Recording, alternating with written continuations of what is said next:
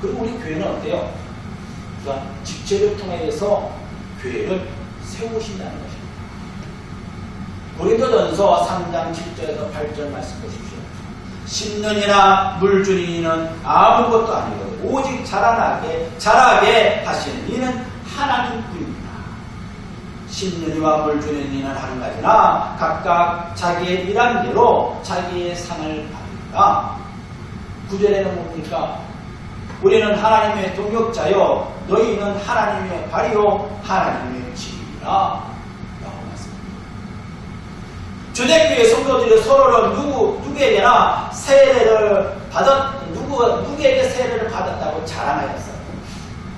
나는 아볼로에게, 나는 바울에게, 나는 베드로에게 세례를 받았다. 주님께서 누가 심었는지 물 주었는지 결국에는 자라게 하시는 일은 누구라고 하셨습니다. 누가 심었는지 그건 중요하지 않아. 누가 물 주는 것도 중요하지 않아. 그를 자라게 하시는 일은 누구냐?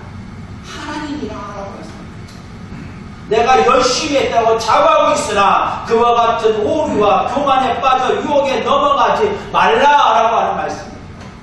어느 교회에 나가는지 어떤 직분을 갖고 있는지 이것이 중요하지 않아요. 분명히 교회에서는 직분이 중요합니다. 질서가 있기 때문에. 그러나 그것을 통하여서 열매를 맺어야 돼요. 사랑의 열매를 맺어야 돼요.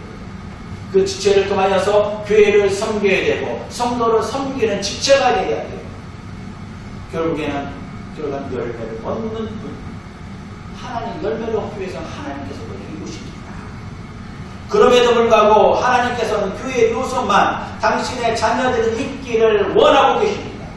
믿음의 사람들이 어떻게 살아가느냐 참으로 중요합니다. 하나님의 말씀에 순종하고 살아간다며 자신하는 그 사람도 있고 아무것도 못하여 실망하는 사람도 있을 줄 몰라요. 그러나 하나님께서는 각자에게 맡겨주신 그 자리, 어떤 진리 안에서 살아가는 걸 원하는 것입니다. 사실 그래서 그러므로 우리는 하나님께 감사해야 될 줄 믿습니다.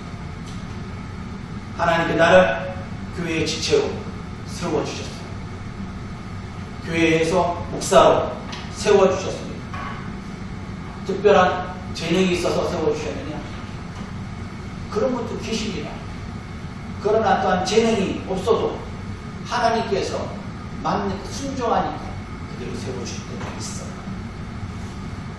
저를 가만히 보니까 저가 목회자가 된 게 참으로 신기해요. 근데 누가 이런 말을 하시더라고요. 그 목사님은 기다려주는 걸 참 잘합니다. 목사님은 거울인 것 같아요. 거울은 한쪽이 그냥 걸려있어요. 그리고 어떻게 합니까? 거울은 사람들이 지나가면서 가족들이 밖에 나갈 때 내 모습을 봅니다. 그래서 머리가 잘못됐나? 머리가 그 다리가 잘 됐나? 나 어디가 뻗쳤나? 라고 다 했습니다. 옷은 몇 시간 잘 맞나 안 맞나? 그렇죠. 그걸 비춰주는 분 기다려줘. 얼굴 표정만 보고 머리 스타일만 보고 수정하고 더러운 것도 띄워냅니다. 이와 같이 여러분들 각자에게 맡겨주신 지체로서의 삶을 살아가는 것입니다.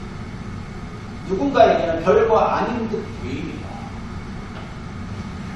그러나 나에게는 아니 주님께서는 나를 귀중하게 생각했습니다.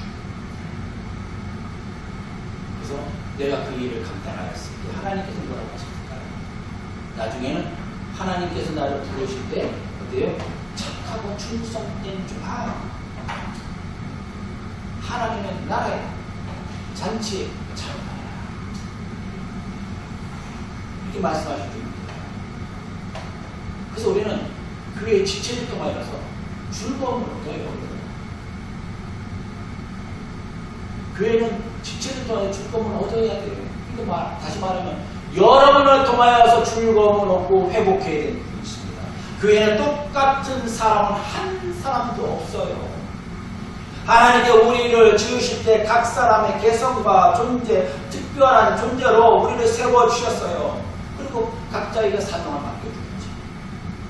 나에게는 부족한 형제, 자매를 채워줄 수 있는 능력 여러분들에게 있어요. 그래서 여러분들을 통하여서 기쁘고 즐겁게 해주고 있습니다. 하나님의 교회를 직접 통하여서 힘을 얻으며 즐거움을 얻게 해주었습니다. 여러분들 교회 와서 힘을 얻는 거예요. 말씀에도 힘을 얻고 찬양에도 힘을 얻고 기도에도 힘을 얻고 대화 가운데도 힘을 얻어요. 그렇죠? 또한 성도의 얼굴을 보면서도 그냥 힘을 얻어요. 또한 교회를 통하여서 사랑을 받습니다. 반복된 말씀이에요. 하나님의 사랑은 이웃을 사랑하는 계명, 믿음의 성도들이 감당함으로 세상에서 누리지 못하고 또한 때로는 온 가족에서 받지 못하는 사랑을 그리스도를 통하여서 받을 뿐만 아니라 교회와 성도들을 통하여서 사랑은 각 사람의 깊은 심령, 마음의 공허, 외로움을 어때요? 채워줘요. 치유해줍니다. 우리 사랑하는 성도들의 마음은 치유하여 주셨습니다. 주님의 사랑을 통하여서 저를 통하여서 우리 장로님과 권사님과 우리 성도님들을 통하여서 치유하여 주셔서 이 땅의 교회를 통하여서 사랑을 체험할 때 만족을 얻고 담대함을 가지고 사랑을 뚫어주십니다. 그리고 교회를 통하여서 성숙해집니다. 예수는 교회의 몸이요 우리는 그의 지체라고 했죠. 지체는 서로를 세워갑니다. 지체는 어때요? 나 혼자 잘났다고 하면 그 세워져 갈까요? 아니에요. 어때요? 서로들 세워져 나가야 돼요. 인간은 타락을 인하여 온전함을 잃어버렸어요. 근데 예수 그리스도를 통하여 다시금 구원을 이루는 길을 열어주었죠. 교회의 방향을 세워주셨어요. 교회를 통하여 하나님의 사랑을 베풀고 나눌 수 있고 성숙을 누릴 수 있도록 해주었어요. 구원받은 성도의 삶, 성화의 삶을 살아가도록 그 안에서 누리도록 하나님의 사랑을 우리가 배웠습니다. 그 말씀을 나눴습니다. 그렇다면 이것을 가지고 나눠야 해요. 우리 서로 세워나가야 돼요. 내가 부족한 거 있으면 다른 사람이 고쳐줘요. 내가 잘하는 거 있으면 다른 사람에게 더 나누어 주는 것입니다. 이게 교회를 세워나가는 거죠. 왜요? 그 사람을 세우지 않으면 나도 함께 넘어져요, 사실. 부부가 어떤 부분이 잘난 부분이 있어요. 어떤 부분은 또한 부족한 부분이 있어요. 근데 보니까 남편이 잘하는 게 있고 아내가 잘하는 게 있고 아내가 잘하는 게 있고 어떤 남편이 좀 부족한 게 있어요. 그러니까 서로 세워나가는 것이에요. 그게 부부의 모습입니다. 교회도 마찬가지입니다.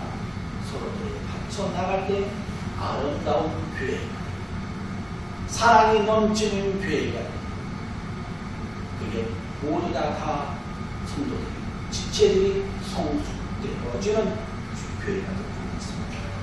이것이 바로 하나님의 교회로서의 능력에 넘치는 은혜의 역사가 임하고 있습니다. 우리 마지막 절에 보니까 뭐라고 합니까? 너희는 그리스도의 것이요 그리스도는 하나님의 것이니라. 얼마나 귀한 말씀입니다. 너희는 뭐라고요? 누구라고요? 네? 그리스도의 것이요 그리스도는 하나님의 것입니다. 우리는 어디에 속해 있습니까?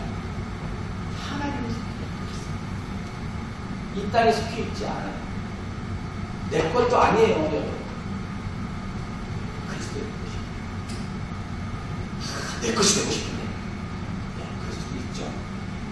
그러나 그리스도의 하나님의 것이 될 때 내 삶에 하나님의 은혜가 하나님의 평화가 즐거움, 성화의 삶이 넘치고 있습니다. 그래가지고 우리가 그리스도의 몸이 되어서 그 삶을 뛰기는 하나님의 부흥하는 교회, 사랑이 넘치는 교회가 되죠. 주님의 이름으로 간절히 축원드립니다. 우리 기도드리겠습니다.